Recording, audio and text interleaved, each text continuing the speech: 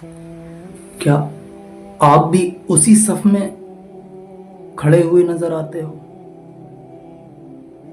کیا آپ بھی انہی لوگوں میں شمار کیے جاتے ہو کہ جن لوگوں کو نہ اپنا خیال ہے، نہ اپنی فکر ہے، اور نہ ہی اپنے گھر کے ماحول اور اپنے معاشرے کی فکر ہے؟ کہ آپ بھی انہی لوگوں کی طرح ہو چکے ہو کہ جن لوگوں کو اپنے گھر کا کوئی خیال نہیں، اپنا کوئی خیال نہیں، نماز چھوڑنا گویا کہ ایک عام بات ان کی نظر میں ہو چکی ہے۔ ان کے گھروں کی عورتیں بے پردہ اگر ہوتی ہیں تو انہیں کوئی ذرہ برابر بھی احساس نہیں ہے کہ آپ بھی انہی لوگوں میں شمار ہو چکے ہو۔ نماز کا ترک کرنا آپ کو ایک ہنسی اور کھیل اور مذاق لگتا ہے۔ مال حرام اور حلال میں تفریق نہ کرنا آپ پر کوئی فرق نہیں کرتا۔ آپ کے بچوں کی تربیت کیسی ہوتی ہے یا کیسی ہو رہی ہے، آپ کو کوئی فرق نہیں۔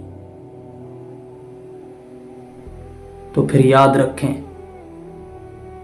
اگر بے حیائی کا دامن اوڑھ کر کے آپ نے اپنی زندگی کو گزارنا شروع کر دیا ہے، یا ان لوگوں کی طرح اپنی زندگی گزارنے لگے کہ جن کو نہ اللہ کا خوف ہے اور نہ ہی خود کی فکر ہے کہ وہ جہنم میں ڈالے جانے والے ہیں، ان کی عورتیں جو بے پردہ گھومتی ہیں ان کو کوئی احساس نہیں، وہ خود بے نمازی ہیں انہیں کوئی احساس نہیں، ان کی اولاد ایک خراب تربیت یافتہ اولاد ہے، انہیں کوئی احساس نہیں وہ کس کے ساتھ گھومتے ہیں، کس کے ساتھ رہتے ہیں، ان کے بچے کہاں جاتے ہیں، کہاں سے آتے ہیں، ان کو کوئی پرواہ نہیں۔ کیا آپ بھی انہی کی طرح ہونا چاہتے ہیں؟ اگر آپ بھی ایسے بے حیا اور بے پرواہ